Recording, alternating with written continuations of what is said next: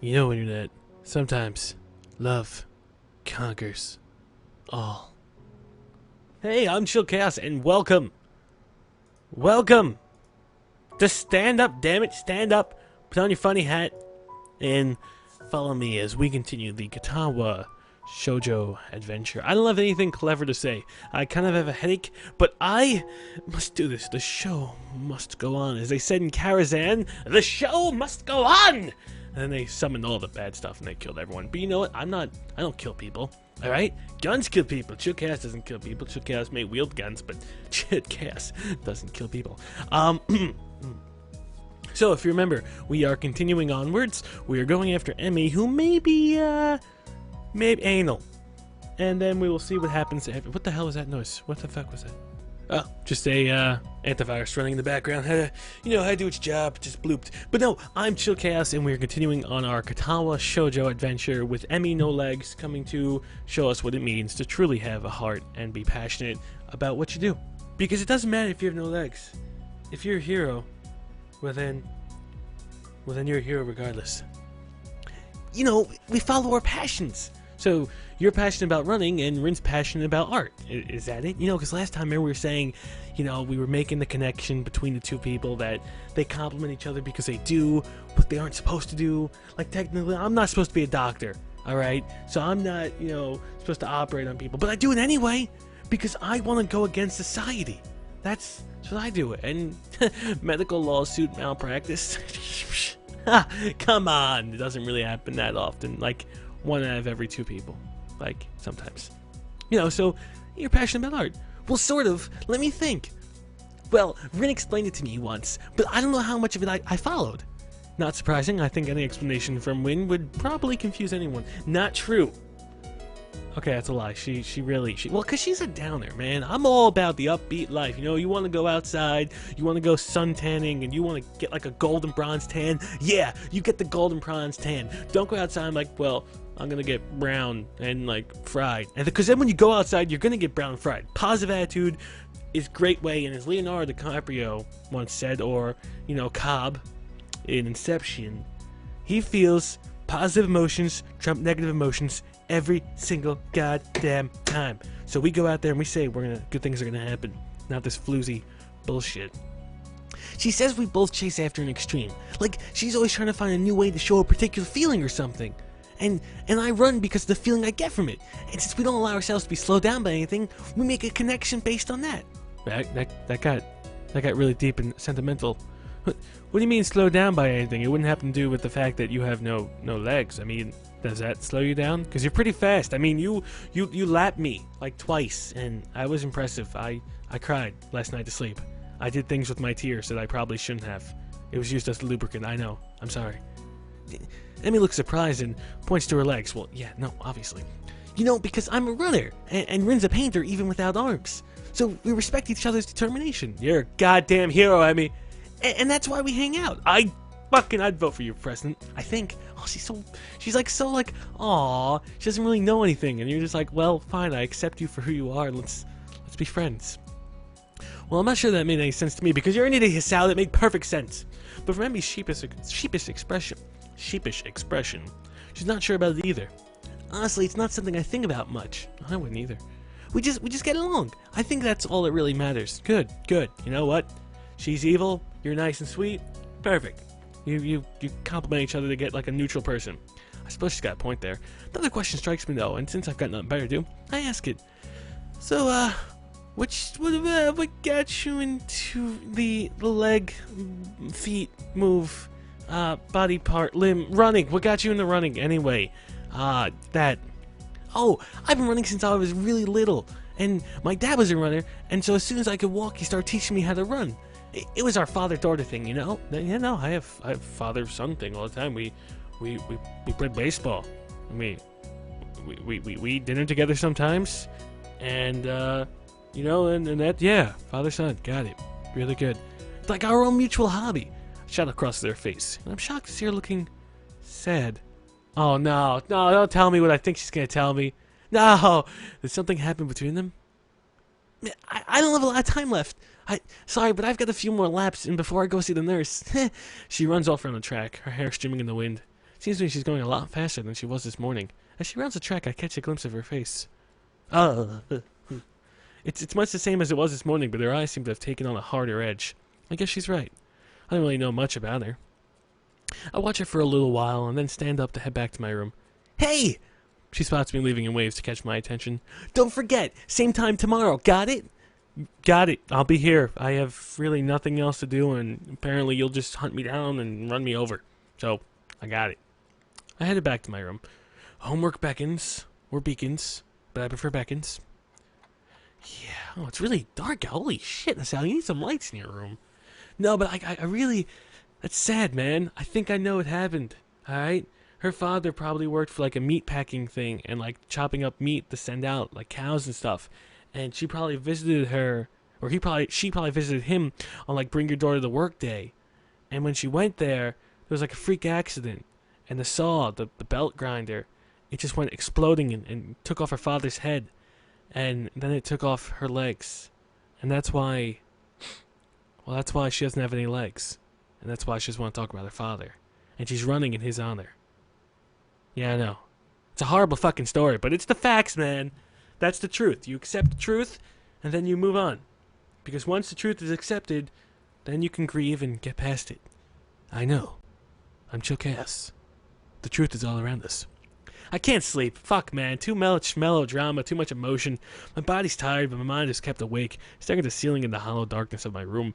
I grasp desperately for a sort of thought, hoping I could run my brain to the ground. Oh my god, I've done it so many times. I tried to, like, configure a Yu-Gi-Oh deck in my head last night, and, like, by the time I got to, like, the second card, like, alright, we'll put the Dark Magician fucking head on the desk. Done. It's a great idea. Just put your mind to something else and just slip away. Unless you're not trying to do that. Otherwise, just think aimlessly and you'll always be up. Fucking sucks, man. The way our mind works, I just don't get it.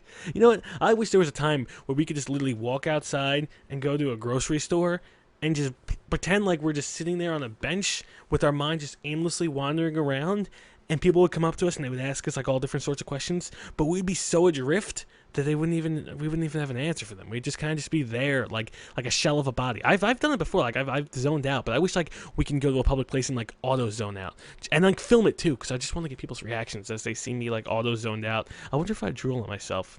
I wonder if drooling on yourself is socially acceptable if you're not mentally deficient. Well, I don't mean mentally deficient as an insult, but I'm just saying if you don't have a mental thing. Can people drool? Old people drool on themselves, and they're not mentally deficient. I'm bringing it back. I'm going to bring back the drooling. Anyway, all I can think about is how I can't think of anything. That's a goddamn dilemma. This is not productive at all. No, Sal, you are not. I wonder if it's a side effect of my medication, though it seems odd for it to take so long to show up. Then again, maybe I'm just not used to my new surroundings, as I'd like to think. Bro, you have met some cool chicks and some hot girls. Give it time, buddy. Give it time. I don't know, but for whatever reason, I'm awake, and I shouldn't be. This is ridiculous. Ignoring my body's stiffness, I get out of bed and look at my clock. 4 in the morning. Last time I checked, it was only 1, so maybe I slept a little. No, it doesn't work like that. You check, you looked at 1, nothing happened, it's now 4, you didn't get any sleep, your body's still fucking tired, and you gotta be up in 2 hours. I don't know either, man. I throw on some clothes and head out of my room. Speaking of which, I have an exam tomorrow, a final. I'm gonna get fucked so hard. In a non-physical way. Completely verbal and emotional. Because it's gonna verbally screw up my test scores, and it's emotionally gonna just screw me forever. It's just like, oh, hey, Chilled, I heard you were doing good in the class. Here's a final. Here's your fucking asshole. Yeah, take that. And that's just gonna fucking happen. That was a little gross and disgusting, and I apologize, but seriously. What is this? What the hell is this piece of paper? Don't be stupid, be a smarty, go and watch the charity party? I don't believe in parties. Oh, right in the goddamn hole. That's what she said. Maybe a walk will do me good. Oh, God. I'm surprised at how chill the air is compared to the relative warmth of the day. I can almost see my breath as I wander the campus, waiting for the sun to come up or for me to fall asleep. Bro, if you fall asleep outside, you got Kenji outside. I say New York is rape capital. That's going to be rape capital. You're going to have people that are just going to be prodding you with their walking sticks, and they're just like, well, I've never had sex before, and there's a body on the ground. I don't know if he's dead. Doesn't matter. So I would be careful. I wouldn't fall asleep outside, especially not Yamaku. Oh, maybe we should go see who's got the lights on. Found myself at the track, where for the first time Emmy's not out running. I suppose that makes sense. It's too early even for her, for it's pitch black. She would trip over herself and screw up her metal legs. The bleacher seats are cold, just like Emmy's legs. But at this point I welcome the sensation. The sun is starting to show its face over the horizon. I know with an awful certainty that I will not sleep tonight. The sun's steadily strengthening rays start to warm me up, and I watch the dew in the ground begin to stream slightly. My mind comes down, at least a little. Oh, no, no, no, no, no, no, God. You're going to be woken up by a female hovering you in a click-clack. Oh, God, someone's shaking me. Is this what rape feels like? Is this what happens when you're accosted by people? Oh, God, police brutality, I'm not resisting! Hey, wake up! Huh? What? Hey, whoa! I guess I fell asleep after all. Now, that's a pretty face to wake up to. Although, not like that. Like, just in general, her face is pretty, but that's a weird expression. God damn it. I'm digging myself a hole. I'm sorry, Emmy. What are you doing out here? You want to catch a cold or something? I rub my eyes, and as I'm confronted by Emmy, who bends, over me with a worried expression. I'm still a little groggy, so my response comes out in the middle. I couldn't sleep. I wanted to cover. Sounds like something Rin would say. I shrug, feeling the stiffness that comes with sleeping on the bench for a few hours. No, you feel the stiffness of something else, my friend. I know. No, I don't. What's that, man? Is it? I wouldn't know. Emmy grins a little, at my somewhat cranky responses. So couldn't sleep, eh? Obviously, we need to run harder today. Is she Canadian? Even though I'm only known her for about a week, seems very Emmish response to the problem. Hey, my body was plenty exhausted after yesterday, alright? You put me through the rigorous exercises and routines. I almost died, okay? I felt palpitations. I could have just passed out and bled everywhere. But you were like, it's okay, don't worry. I'm like, oh, okay, if I die, well then blood's on your hands. Or phlegm and mucus as I seize. My mind was just racing, that's all.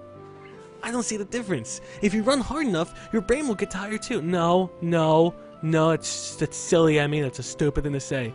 I'm seriously questioning the wisdom of doing the first thing in the morning. I don't know if my grades will be able to handle me tiring my brain out like that. No, you're a dunce. And he pulls me up from the bleachers with surprising strength for someone her size. Ooh. Now come on, Sal. We've got work to do. I don't actually know if I'm up to this, to be honest. Sometimes you just want to go to the gym and you want to feel like, yeah, I want to feel good about today, and I want to go work out and exercise. But then other times, just like, I really want to feel good, but I got a lot of shit to do today. But you can't, man. The minute you break that routine, it's fucked. You get in the routine, and you stay in the routine, and then you're going to be good to go. It's all about routines. It's all about mental conditioning, all right? The thing about, like, muscle memory, how, like, for example, with the keyboard, you just type, and you don't even need to look at the keys anymore. You just know where everything is. Same thing with routines in your mind, okay? It just becomes conditioned, and eventually you just want to do it over and over. Trust me, I'm a psychology guy. I know this. Okay, I'm not really psychology, but I like science. All right, science is kind of different from psychology. It's a science of the mind. All right, so I don't know what the hell I'm talking about, but it makes perfect sense. If rain made sense, I can make sense. At least that's what I'm going to tell myself as I write my book. I mean, I obviously didn't get much sleep, and what sleep I got was on the bleachers. I don't know. Should I really be running? Emmy glares at me as if she's going to rip off my throat with her goddamn bare hands. Oh, fuck. Good heavens. What are you talking about? Of course you should be running. How else do you expect to work out the kinks? You've been sleeping on the bleachers, for heaven's sake. The best way to get the soreness out is to run a little. Well, that makes sense. Now stop hiding in the bleachers and get down here. There's no arguing that. I'm pretty sure she'd kill me if I didn't do as she said. Ooh, you would like that? Sal gets into that kinky, feisty monster stuff? Yeah, Sal. Go down there. Go be her dragon. Rawr. Go cuddle up to her feet. Or her hooves. Or the bends. I don't even know what the hell they are. Although they're really positioned kind of weird. Anyway, I get to my feet, which Emmy doesn't have, and hop down to the track. That was mean. I'm sorry, Emmy. I didn't mean to say that. I don't know what came over me. Bad person. The sun's warming things up rather nicely, I think. Emmy and I begin to stretch out, and I find myself once again hard-pressed not to stare. If this is how I have to wake up every day, well, might be able to get used to this. Alright, fine. Incentives in your routine. I'm not going to joke, and I don't mean to be perverted, but one of the benefits of really going to the gym is there are a lot of really fit and attractive females there who, well, they like to run and stretch and stuff like that, and, it's a good place. It's incentives, man, because you're like, well, fuck, that's an incentive. So that's... I give +1 to Sal and his being truthful and honest. Because as long as he's honest, then I can be honest. Unless he's just like, well, last night I had sexual relationships with my dog. And then you're fucked up, Sal, and I don't even want to talk to you, and that's not even close to anything I do. So you're really fucked in the head. But you don't say that. I hope that's not down the Kenji path. I feel like that's something he would say to Kenji. Or something Kenji would say to me. Fucking feminists, man. They're just everywhere. Ooh. You know, Hasao, it's not polite to stare. Is that my oh god, my phone's ringing.